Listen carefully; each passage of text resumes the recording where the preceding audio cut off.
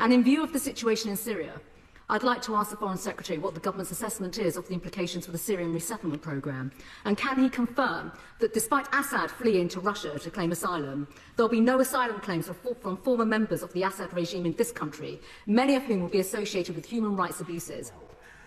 She raises the issue of Syrian resettlement. Let me just say that that is premature. This House, in a cross-party basis, and she indeed saw this in her own role previously in government. The Syrian crisis has reached a turning point, with Assad fleeing to Russia and international governments reassessing asylum policies. The fate of countless Syrians hangs in the balance. Will the UK extend a helping hand to the displaced, or will the shadow of human rights abuses shut the doors permanently? Stay tuned as we uncover the shocking truths behind the Syrian resettlement program and what it means for the UK. In today's video, we're diving deep into the UK's response to the ever-evolving Syrian crisis. From Assad's dramatic asylum plea in Russia to the UK government's bold decision to pause Syrian asylum claims, the story is as complex as it is heartbreaking. We'll explore the humanitarian efforts, the implications for human rights, and the tough choices governments are making. This isn't just about policies, it's about lives. 1. The current situation in Syria. The Assad regime's downfall marks a new chapter in Syrian history. Millions of Syrians remain displaced, seeking refuge in neighboring countries like Lebanon, Turkey, and Jordan. The UK has long supported humanitarian efforts, providing aid to refugee camps. 2. Assad's escape and implications. Assad's flight to Russia raises questions about accountability for war crimes. The UK has clarified that no asylum claims will be considered for members of the Assad regime. How does this decision align with international human rights laws? 3. The UK's temporary pause on asylum claims. Has sought to support the humanitarian needs of Syrians. We recognise the displacement next door in Lebanon, in Jordan, in Turkey, and in Iraq and neighbouring countries. And of course, we will continue to support people in those refugee camps and through the humanitarian aid that we support in country at this time. The government's rationale for pausing Syrian asylum claims amidst the shifting landscape. Comparison with decisions made by other CAL Group countries. The potential long-term effects on Syrian refugees seeking safety in the UK. 4. Humanitarian aid efforts. The UK's ongoing support for refugee camps in neighboring countries. Success stories and challenges faced by aid organizations on the ground. The role of cross-party collaboration in ensuring continued support. 5. Public and political reactions. How the UK's asylum policy is being received domestically and internationally. Voices from the opposition and human rights organizations. As the dust settles on Assad's regime, the UK faces an ethical crossroads. Should it open its doors wider to those fleeing unimaginable horrors, or prioritize security and the potential risks of harboring individuals with contentious pasts? The government's decisions in the coming months will not only shape its relationship with Syria, but also define its stance on global humanitarian crises.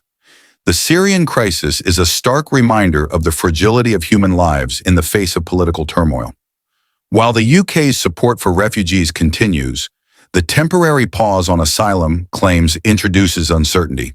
The international community must work together to ensure that justice and compassion prevail. If you believe in standing up for human rights and supporting those in need, make your voice heard. Share this video, subscribe to our channel, and join us in spreading awareness. Together, we can make a difference in the lives of those affected by the Syrian crisis. As the Foreign Secretary told the House, we welcome the fall of the Assad regime. I have taken the decision to temporarily pause decisions on Syrian asylum claims. All 5 CAL Group countries have taken the same decision. We will, of course, continue to keep all guidance relating to these asylum claims under constant review, and we will keep the House updated in the normal way. Does the Prime Minister really think it is acceptable for a backbench MP to suggest that the Leader of the Opposition represents white supremacy in blackface and is the most prominent member of white supremacy's black collaborator class, with all the race traitor innuendo that that carries? And if he doesn't, why hasn't he removed the whip? No, I don't. John Swinger. Thank you, Mr. Speaker. In the latest political storm, a shocking accusation has been thrown at the leader of the opposition. Is it acceptable for a backbench MP to claim that he represents white supremacy, using racial innuendo in the most dangerous way possible? With tensions running high, the Prime Minister has been called to take action. But why hasn't anything been done yet? What does this mean for the future of British politics?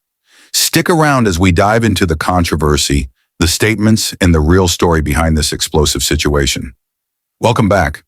Today we're tackling one of the most explosive accusations to hit UK politics. A backbench MP has accused the leader of the opposition of representing white supremacy in blackface and being part of a so-called collaborator class. With race and politics at the forefront of the debate, tensions are escalating.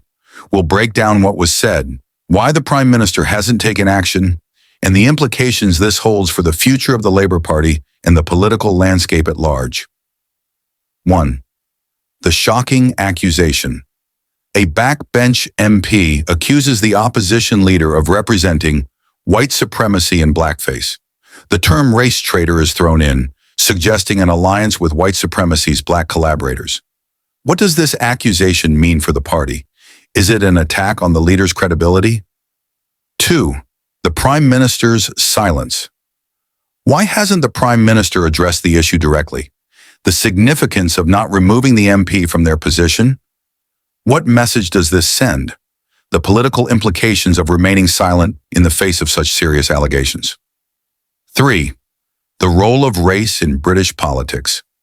How race has always played a pivotal role in the UK's political narrative. The use of racial rhetoric in political discourse. Does it work or backfire? Examining the impact of such claims on public opinion and political unity. The Labour Party's response. How is the Labour Party reacting to the accusation? Has the opposition leader addressed the controversy, or is he remaining silent for strategic reasons? The potential for division within the party over such a sensitive issue. 5. The impact on UK politics. What does this scandal mean for the political landscape in the UK? Will this mark the beginning of more race-related political attacks in the future? Can political leaders continue to ignore race issues, or is this a turning point? The question remains, how far is too far when it comes to racial innuendo in politics? With the Prime Minister failing to take action, the opposition is facing a pivotal moment. This moment could either strengthen their resolve or tear apart their credibility. How this situation is handled will change the political dynamics forever. As this storm continues to unfold, the UK political scene stands at a crossroads. The Prime Minister's inaction raises serious questions about leadership, while the leader of the opposition must now face an attack that could define his political career. It's clear that race, politics, and power are colliding in the most public way possible. This is just the beginning of a larger conversation about race and politics in the UK.